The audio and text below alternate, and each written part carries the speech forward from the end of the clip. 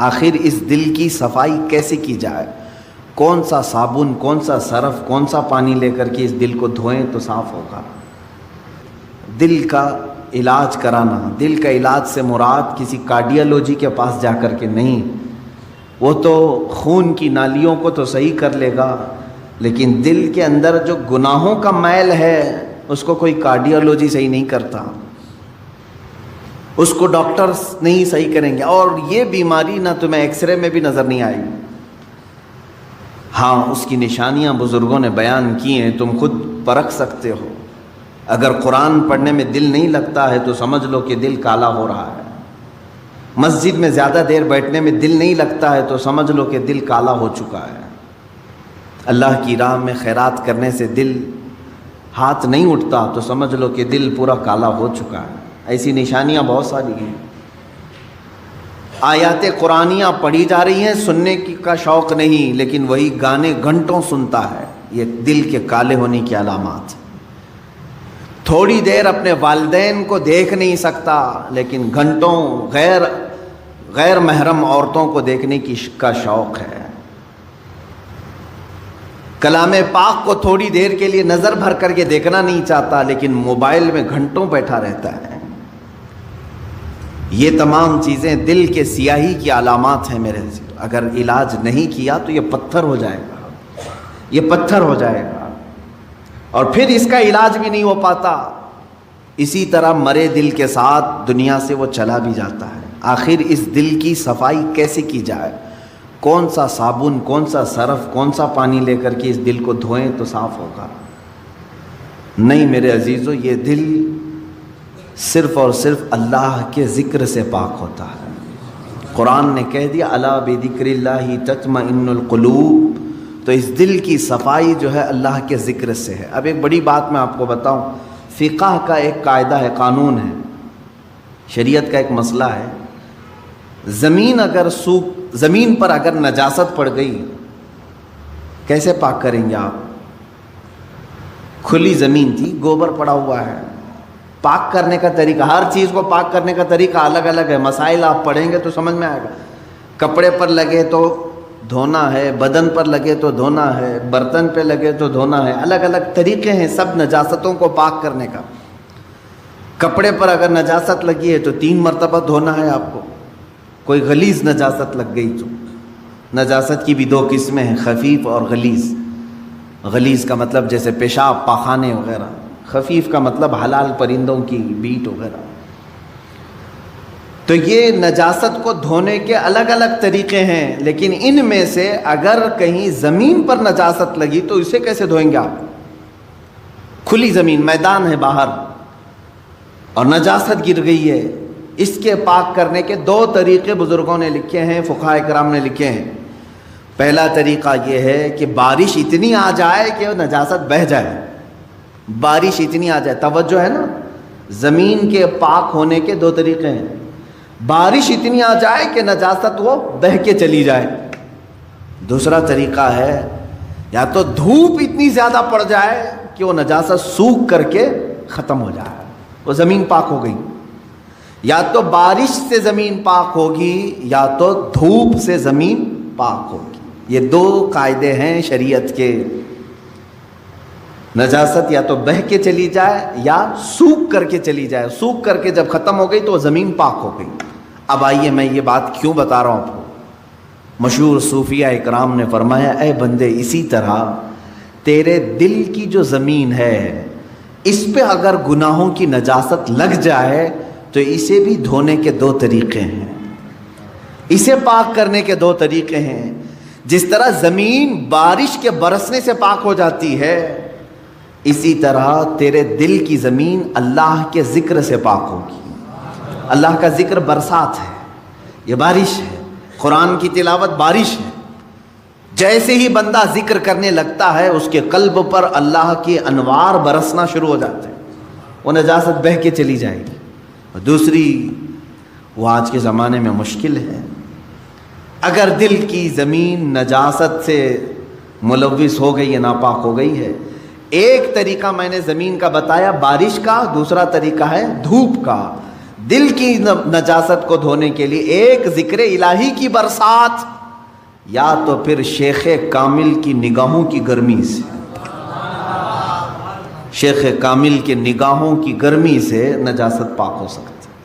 یہ دو طریقے ہیں۔ شیخ کامل کا حصول معمولی بات نہیں ہے، اس میں برسا برس لوگ تلاش میں لگانا چاہیے، لیکن یہاں تو آج حال یہ ہے کہ کہیں سے کوئی بھٹک کے پیر میرے گھر آ جائے میں اس کا دامن پکڑ لوں گا۔ در حقیقت جسے اپنے بیماریوں کو صحیح کرنے کی طلب ہے وہ سچے پیر کی تلاش میں گھومتا پھرتا رہے گا، یہ نہیں کہ بازار میں بیٹھ کر کے انتظار کرے گا۔ اسے تو ڈھونڈتے رہنا چاہیے کنٹینیو کہ کہیں مجھے شیخ کامل ملے جو میرے دل کے مرض کا علاج کرے، جس کے پاس بیٹھوں تو مجھے گناہوں سے نفرت پیدا ہو جائے اور میرے دل کے اندر گناہوں کی جو نجاست ہے اس کی نگاہوں کی گرمی سے دھل جائے۔ اور یہ دو چیزیں ہوتی رہی ہیں۔ آپ کو میں یہ دونوں چیزیں اگر سناؤں، بابا فرید الدین گنج شکر رحمۃ اللہ تعالی علیہ یہ خود جو ہے اپنے، ظاہر سی بات ہے قلب میں ان کے نجاست کی بات تو میں نہیں کروں گا، لیکن انہوں نے 12 سال کنٹینیو ایک جنگل میں کھڑے ہو کر کے ذکر کیا۔ ان کے جسم پر بیلیں لپٹ گئی تھیں، وہ درختوں میں چھپ گئے تھے، لوگ پہچانتے بھی نہیں تھے، 12 سال تک وہاں رہ گئے اور ذکر الہی میں مشغول تھے۔ اور اس کے بعد ان کے مرید صادق محبوب الہی نظام الدین اولیاء رضی اللہ تعالی، جو حضرت خواجہ فرید الدین گنج شکر کے مرید بھی ہیں، خلیفہ بھی محبوب الہی، ان کا حال یہ تھا کہ یہ اپنے شیخ کی نگاہوں سے، صرف بابا فرید نے صرف ان کے قلب پر نگاہ ڈالی اور ان کی دنیا بدل گئی تھی، اور پھر وہ اس راستے پر ایسے آئے کہ اپنے وقت کے قطب بن گئے۔ تو یہ ہوتا ہے شیخ کے نگاہ کی گرمی یا تو دلوں کو بہت پاک کر دے اور بہت اعلیٰ بنا دے، یا تو پھر ذکر الہی کی کثرت کہ بندے کے دل کو پاک و صاف کرے۔ یہ دو ہی چیزیں ہیں میرے عزیزو، یہ دو کو چھوڑو گے تو پھر یہ زمین اتنی نجس ہو جائے گی، اتنی نجس، یوں سمجھ لو کہ کوئی ایک زمین، جیسے ہمارے ہبلی کے باہر بھی کہیں ڈمپنگ گراؤنڈ تو ہوگا جہاں سارے لوگ کچرا پھینکتے ہیں، اس کے پاس سے گزرو گے تو ناک پکڑ کر کے جانا پڑے گا۔ ایک وقت ہمارے دلوں کا بھی ایسا آتا ہے کہ اتنی نجاست اس میں آ جاتی ہے کہ فرشتے قریب آنے سے کراہت محسوس کرتے ہیں، نہیں آتے فرشتے۔ دلوں کی گندگی اور غلاظت اتنی بھی بڑھ سکتی ہے، کیوں؟ ہم نے کبھی دھویا ہی نہیں اس کو، گناہ پر گناہ، گناہ پر گناہ، گناہ پر گناہ ہوتے رہے لیکن دھویا کبھی نہیں۔ کیا ہوگا اس کا حال؟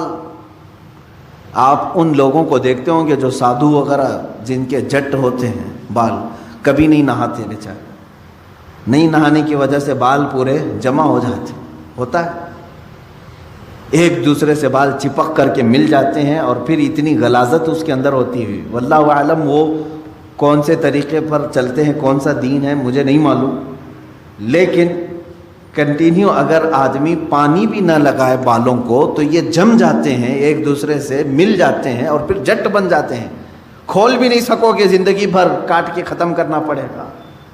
سوچو اگر دل کو کبھی نہیں دھویا آپ نے تو اس دل کی بھی وہی کیفیت ہوتی ہے جیسے وہ بالوں کا جٹ ہے، اتنا غلیظ ہو جاتا ہے۔ اسی لیے قرآن پاک میں میرے آقا صلی اللہ علیہ وسلم کی صفت اللہ نے کیا بیان کی ہے جانتے؟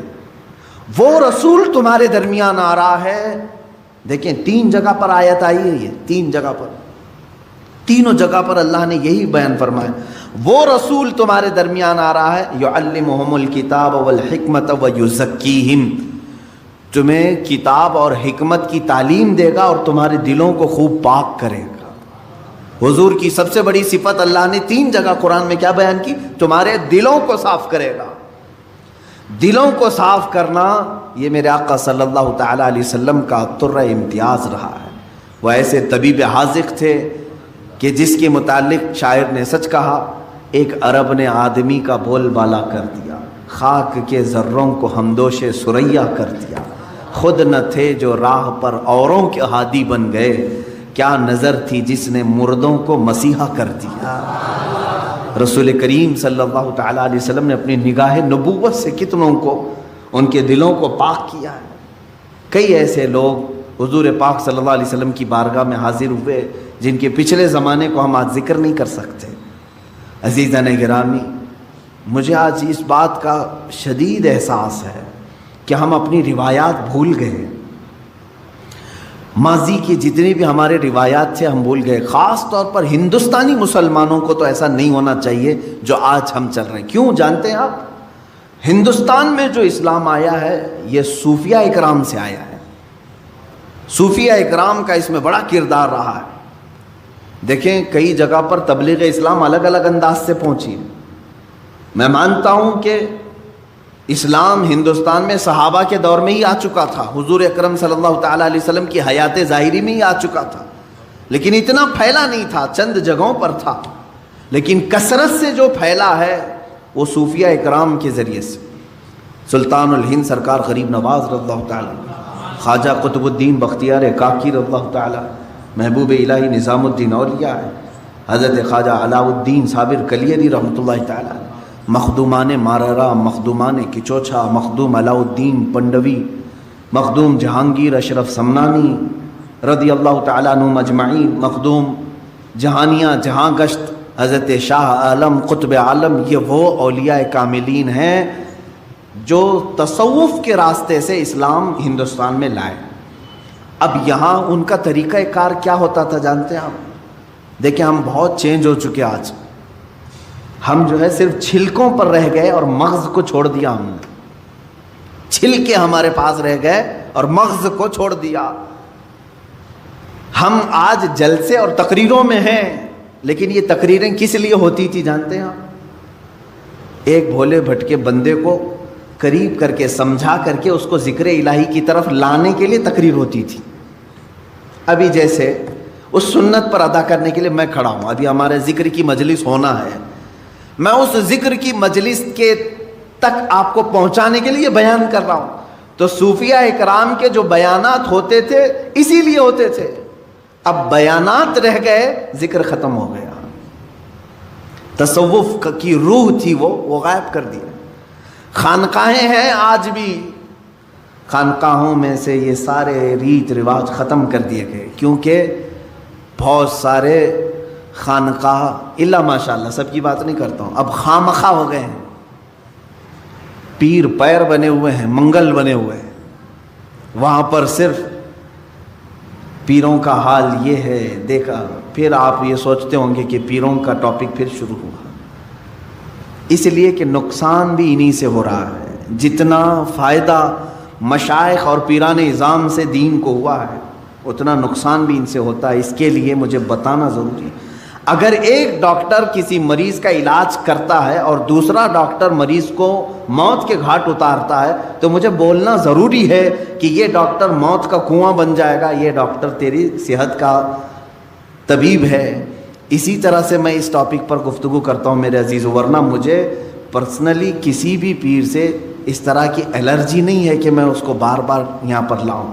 جو پیر ہے نہیں ہم تو اس کو خاطر میں لاتے بھی نہیں، لیکن جو لباس اوڑھا جاتا ہے اس کے لیے میں کہتا ہوں سب جگہ اکثر خانقاہوں میں لینا بینک ہے، اور جو آئے وہ سب وہاں جمع کرے، اس کے علاوہ کچھ بھی نہیں، سب ان کا سارا مال دولت ساری چیزیں اس پر قبضہ کر کے سانپ کی طرح کنڈلی مار کر بیٹھ جائے، یہ پیر ہے۔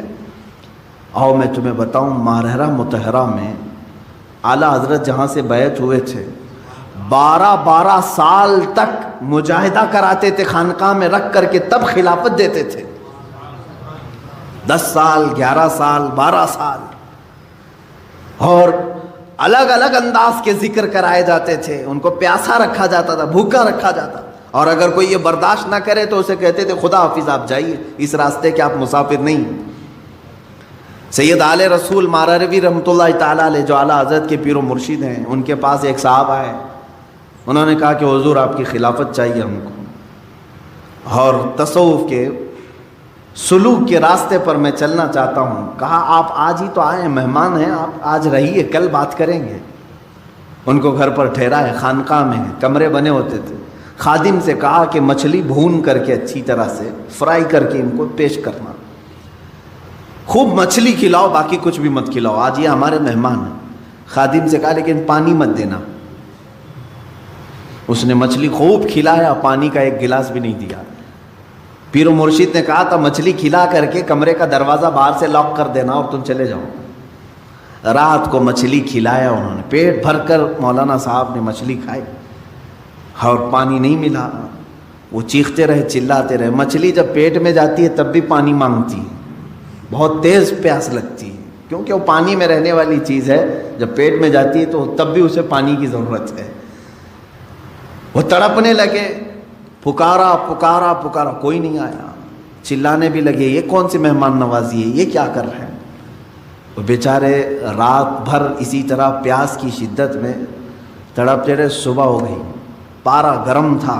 صبح کے وقت خادم نے دروازہ کیا کھولا کہ اس پر حملہ کر دیا۔ کہا کہ یہ بھی کوئی مہمان نوازی ہے، یہاں پر لا کر کے مچھلی کھلایا، پانی نہیں دیا، میں رات بھر تڑپتا رہا، کہاں ہے حضرت تمہارے؟ حضور بیٹھے ہوئے تھے، سید آل رسول رحمۃ اللہ علیہ، وہ چیختے چلاتے ہوئے آئے۔ کہا کہ یہ کیسی بدتمیزی ہے ہمارے ساتھ، آپ نے ہمارے ساتھ ایسا کیا۔ بس حضرت نے فرمایا نرم ہو جائیں، نرم ہو جائیں، آپ بیٹھ جائیں۔ اس کے بعد ان کو پانی پلایا گیا۔ ان کو نذرانہ دے کر کے حضرت نے کہا کہ ٹھیک ہے اب آپ جا سکتے ہیں، آپ جا سکتے ہیں۔ انہوں نے کہا یہ کل رات کیا ہوا؟ کہا اس راستے کی پہلی پیاس برداشت نہیں کر سکے اور ذکر کے اور خلافت کے بوجھ کو کیسے اٹھا پاؤ گے؟ اب خلافت اتنی آسان کر دی گئی کہ ہول سیل مل رہی ہے، ایک کی لینے جاؤ 10 کو دے دیا جائے گا۔ عزیزان گرامی، اولیاء کاملین کے میں بات کہاں سے چھیڑا ہوں، میری بات یہ تھی کہ ہندوستان کے مسلمانوں کو کم سے کم مغز تصوف کو بھولنا نہیں چاہیے تھا، کیونکہ ہمارے ہاں اسلام آیا ہی اس راستے سے تھا۔ جانتے ہیں کہ صوفیہ اکرام اسلام کی تبلیغ کرتے تھے تو سب سے پہلے ذکر کی تلقین کرتے تھے۔ اتنے اذکار تمہارے گھر گھر میں ذکر کی آواز آتی تھی، گھر گھر میں۔ محبوب الہی نظام الدین اولیاء رحمۃ اللہ تعالی علیہ کے زمانے میں ہی یا ان کے بعد غالباً حضرت اورنگزیب رحمۃ اللہ علیہ کے زمانے میں، مجھے خیال نہیں پڑتا ہے، اورنگزیب ہاں چونکہ وہ شریعت کے بہت زیادہ پابند تھے، ان کے زمانے میں ایک بزرگ یا محبوب الہی ہوں جو بھی ہوں، دلی میں وہ اپنے چند مریدین کو لے کر خیمے کے اندر بیٹھے ہوئے تھے۔ خیمہ جانتے ہیں نا، ٹینٹ، 4 کونوں کو باندھا جاتا تھا زمین سے، زمین میں کوئی موٹا سا کیل گاڑ کر کے اس پہ خیمے کی رسیاں گاڑ کر کے رکھتے تھے۔ یہ عارضی ٹینٹ جیسے آدیواسی لوگ یا خانہ بدوش لوگ باندھتے، وہ بزرگ دلی میں خیمہ باندھ کر کے اپنے مریدین کو تلقین کر رہے تھے، اور وہاں سماع کی محفل چل رہی تھی، محفل سماع۔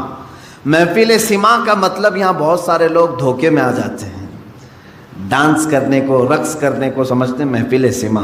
بے وقوفو، تم نے اولیاء کاملین کی دھجیاں اڑانا شروع کی ہیں۔ قوالی جس طرح سے رقص اور ڈانس کر رہے، یہ محفل سماع نہیں۔ محفل سماع تو وہ تھی کہ ان کو اگر چاقو بھی مار دی جاتی تو انہیں خبر نہیں ہوتی تھی۔ محفل سماع میں کیونکہ جو حقیقی کلام پڑھے جاتے تھے اور صاحب جو پڑھنے والے ہوں باشرہ ہوتے تھے، محفل میں بیٹھنے والے اہل دل ہوتے تھے، یا نمازوں کا ٹھکانہ نہیں ہے اور سماع سے کہاں لطف آئے گا۔ ہاں یہ ان لوگوں کو دیکھیں آپ، یہ جتنے بھی جھومتے رہتے ہیں، ہا ہو کرتے ہیں، ڈانس کر رہے ہیں، ان کے سامنے قرآن کی 2 سورتیں پڑھو، دیکھو کوے کی طرح بیٹھے رہیں گے۔ میاں اللہ کا کلام تیرے دل پہ اثر نہیں کیا، ایک آدمی ایک شاعر کی بات پر تو جھومنے لگ گیا، کیسی نا انصافی ہے، کیسی نا انصافی ہے۔ جو تیرا خالق بیان کر رہا ہے وہ کلام ربانی، کبھی سننے کا دل نہیں کرتا تجھے؟ قرآن مقدسہ سنتے ہونا یہ چاہیے کہ رونگٹے کھڑے ہو جائیں۔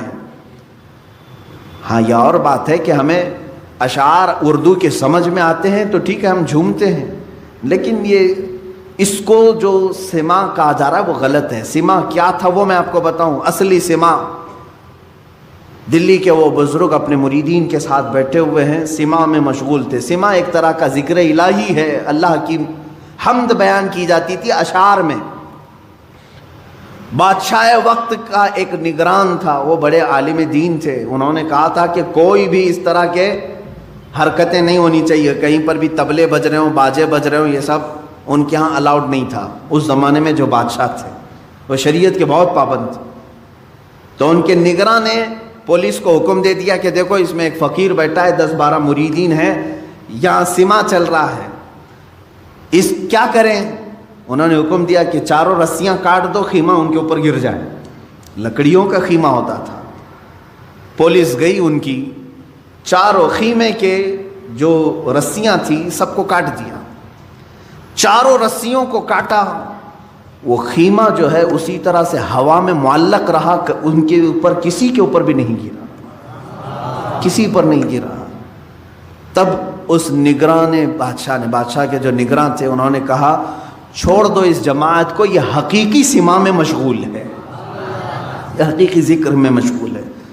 ذکر الہی کی برکت یہ ہے میرے عزیزو کہ ایک مقام ایسا آتا ہے کہ اگر آپ صحرا میں کھڑے ہو کر, میدان میں کھڑے ہو کر ذکر کے اس مقام کو جب پہنچیں گے, تب کی بات کر رہا ہوں, اگر آپ نے ذکر کرنا شروع کیا اڑتے ہوئے پرندے رک جائیں گے ذکر کے موقع پر. ہاں لیکن زبان میں وہ تاثیر آنی چاہیے. وہ کب آئے گی؟ جب دل پاک ہوگا. یوں سمجھ لیں کہ ایک حوض ہے اور ٹوٹیاں ہیں. حوض میں گندا پانی ہو تو ہر ٹوٹی میں سے گندا پانی نکلتا ہے, حوض میں پاک پانی ہو تو ہر ٹوٹی سے پاک پانی. یہ دل حوض ہے, اس کو پاک کرو گے تو ہاتھ سے بھی اچھے کام ہوں گے, آنکھ سے بھی اچھے, منہ سے, زبان سے بھی اچھے, پیروں سے بھی اچھے کام ہوں گے. یہ سب ٹوٹیاں ہیں. اور یہیں اگر ناپاکی بھری ہے تو زبان کھلے گی تو غلاظت, آنکھ اٹھے گی تو غلاظت, ہاتھ اٹھے تو غلاظت. یہ ساری بیماریوں کی جڑ یہ دل کے اندر موجود ہے. اس دل کی پاکی اشد ضروری ہے. 2 چیزیں میں نے بتایا. اس دل کی زمین کو نرم کرنا ہو, پاک کرنا ہو, ذکر الہی کی بارش ہونی چاہیے یا شیخ کامل کی نگاہوں کی گرمی ہونی چاہیے. بس یہ 2 چیزیں دل کو پاک کرتی ہیں. عزیزان گرامی, یہ دونوں چیزوں سے آج ہم عاری ہیں. نہ ہم ذکر کر رہے ہیں اور نہ کسی شیخ کی صحبت میں بیٹھ رہے ہیں. ہم کسی شیخ کی صحبت میں بیٹھنے کا بھی وقت نہیں نکال پاتے. اللہ والوں کی صحبت میں بیٹھنا دلوں کو نرم کرتا ہے. امام غزالی رحمۃ اللہ علیہ فرماتے ہیں تم 100 رکعت اگر نماز پڑھنے کے لیے کھڑے ہو جاؤ, اس سے بہتر ہے کہ کسی اہل دل کی بارگاہ میں 1 منٹ کا وقت گزارو, کیونکہ یہاں دلوں کی پاکی ہوتی ہے. وہاں شیطان غرور لاتا ہے, تکبر لاتا ہے تمہاری عبادتوں کا. خیر, ہم یہاں پر, میں آج جو آپ کے سامنے کھڑا ہوں, ایک آپ کے اندر چینجنگ یہ لانا چاہتا ہوں کہ کبھی اس کی بھی فکر کرو. اللہ تعالیٰ نے ہمیں جسم بھی دیا ہے اور روح بھی دیا ہے. جسم کو بھوک لگتی ہے تو دن میں 3 بار کھاتے ہیں.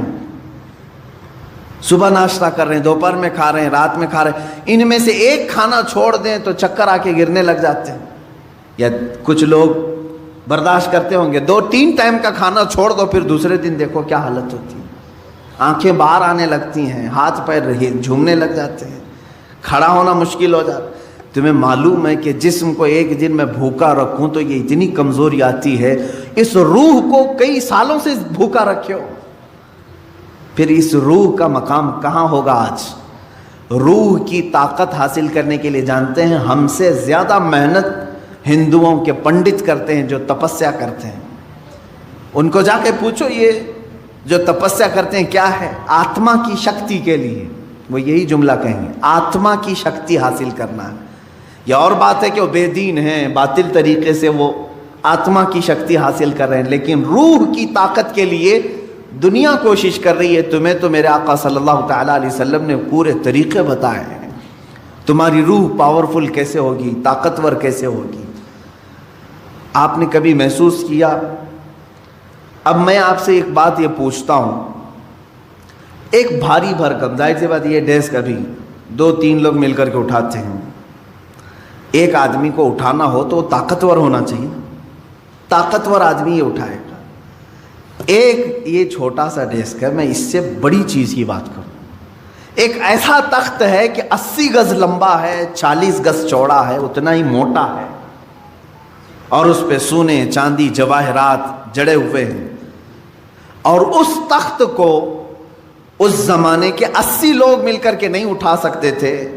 سلیمان علیہ السلام کے زمانے کے ایک امتی نے تنے تنہا ایک ہاتھ سے اٹھایا اور پلک جھپکنے سے پہلے بارگاہ سلیمانی میں پیش بھی کیا۔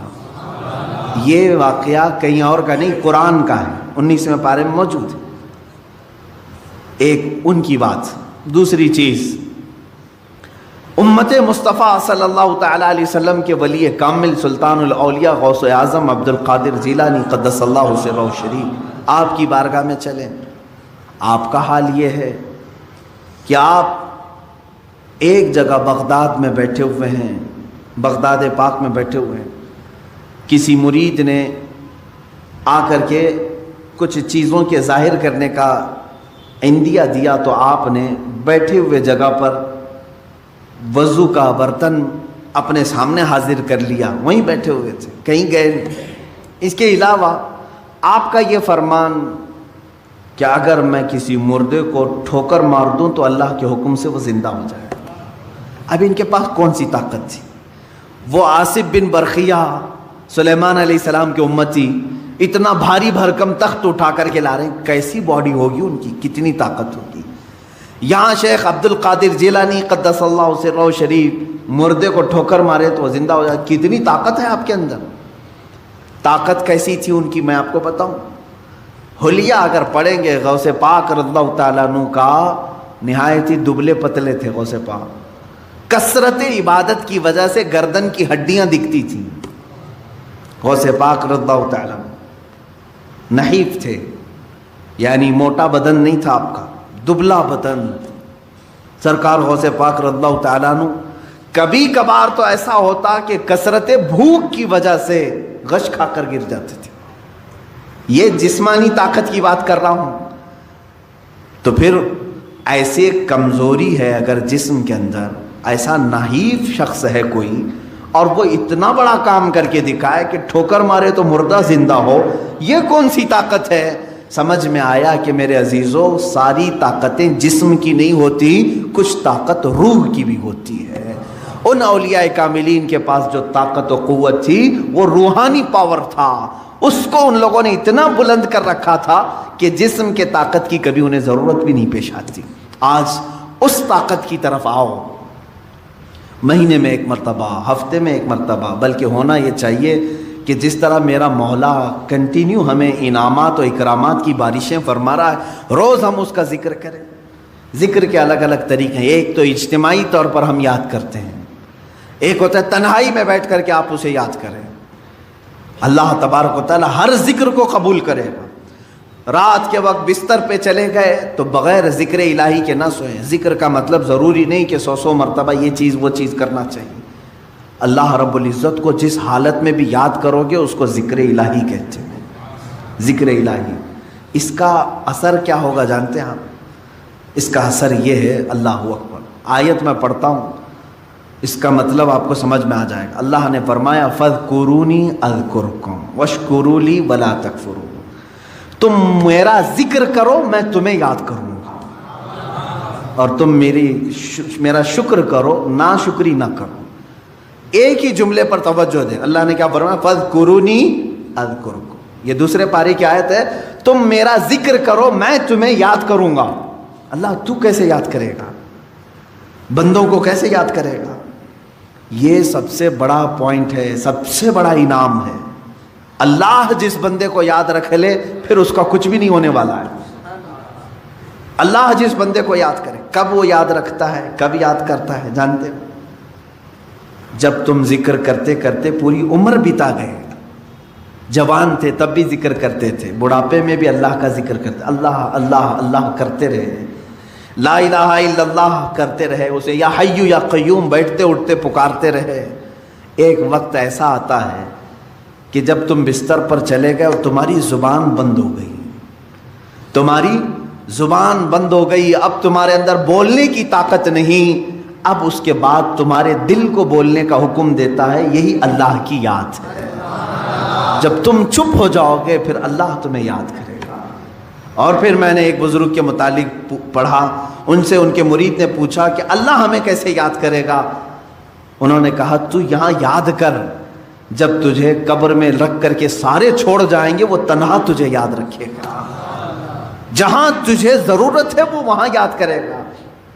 تو یہاں آج یاد کر لے اسے، آج اس کا ذکر کر لے، وہ تجھے تنہا کبھی نہیں چھوڑے گا۔ میرے عزیزو، ذکر کی ان مجالس سے ہم کتنے دور ہو چکے ہیں، اولیاء اکرام کی جو روایات تھیں ان سے ہم کتنے دور آ گئے۔ آج ہمارے دل بیمار ہیں، روح بیمار ہیں، اس کا کبھی علاج کرانے کے لیے ہم کوشش بھی نہیں کرتے۔ میں چاہتا ہوں کہ آج ان اذکار کی طرف ہم جائیں جو اولیاء اکرام سے منقول ہیں، بزرگان دین نے یہ اذکار کیے ہیں، جس کے بعد انہوں نے اپنے مریدین کو خاطر خواہ نتائج بھی عطا کیے ہیں۔ مثال کے طور پر سب سے پہلے ہم ادب سے کھڑے ہوتے ہیں، کھڑے ہونے کے بعد میں آج طریقہ آپ کے سامنے پیش کر رہا ہوں۔ دائرے میں، حلقے میں کھڑے ہوتے ہیں، ایک کا دوسرے سے ہاتھ ملا ہوا ہو۔ اس کی وجہ کیا ہے؟ اس کی وجہ یہ ہے کہ ہو سکتا ہے کہ میں نکما ہوں، میں کمینہ ہوں، میں بد اخلاق ہوں، لیکن مجلس میں اللہ کو کسی نہ کسی کا ذکر پسند آتا ہے۔ 40 مومنین اگر جمع ہوں تو وہاں اللہ کا ایک مقبول بندہ ہوتا ہے، ایک مقبول ضرور ہوگا۔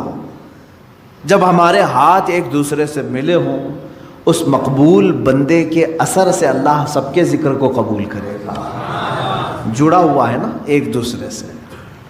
دوسری چیز اس کے آداب ہیں۔ اس کے آداب میں یہ ہیں کہ جب ذکر کے لیے حاضر ہوں تو میں بتاؤں گا، سارے وسوسوں سے اور سارے خیالات سے اپنے دماغ کو، اپنے دل کو آزاد کرنا چاہیے۔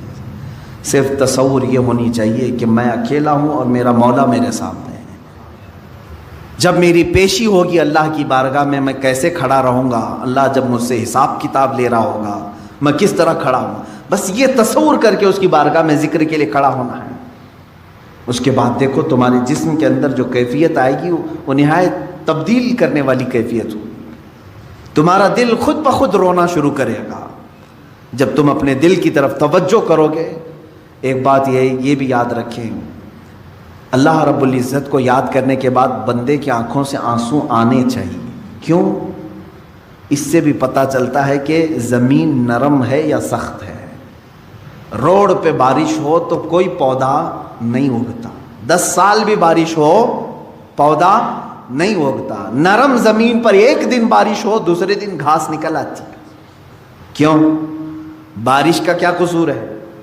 بارش ایک ہی ہے برسنے والی، وہ نرم زمین پہ بھی وہی بارش برس رہی ہے، روڈ پر بھی وہی برس رہی ہے، لیکن دونوں جگہ اثر الگ الگ کر رہی ہے۔ اسی طرح میرے عزیزو، ذکر الہی کی یہ بارش ہے، قرآن کریم کی تلاوت بارش ہے، یہ جب تمہارے دل پر برستی ہے، نرم زمین ہوگی تو فوراً آنسو نکل آتے ہیں۔ سخت اور بنجر دل ہو جائے تو وسوسے، خیالات ادھر ادھر آدمی کو دوڑاتے رہتے ہیں۔ کبھی نیند آئی، کبھی بغا سے آئے، جمائیاں آئیں، یہ تمام چیزیں ہوتی رہتی ہیں، اس کا دل حاضر نہیں رہتا۔ اسے چاہیے کہ کنٹینیو پھر اپنے دل کا علاج کرے، زیادہ سے زیادہ ذکر کی مجلس میں شرکت کی کوشش کرے اور خود اپنے طور پر ذکر کو بجا لاتا رہے۔ یہ میں آداب آپ کو بتا رہا ہوں۔ اس کے علاوہ میں کھڑے ہونے کے بعد انشاءاللہ آپ کو عرض کروں گا، اولیاء کاملین میں سے سلطان مخدوم اشرف سمنانی رحمۃ اللہ تعالیٰ علیہ کے اذکار ہیں۔ حضرت سلطان باہو رحمۃ اللہ تعالیٰ علیہ جو ہر لفظ پر ہو کہتے تھے، ان کے نعتیہ کلام ہے، ان کے حمد کے پوری کتاب ہے، ایک شعر بھی ایسا نہیں ہے جس میں آخر کا حرف ہو نہ ہو۔ ہر شعر ختم ہوتا ہے لفظ ہو پر، جس کا مطلب ہوتا ہے صرف وہی ہے اور کوئی نہیں، صرف وہی ہے۔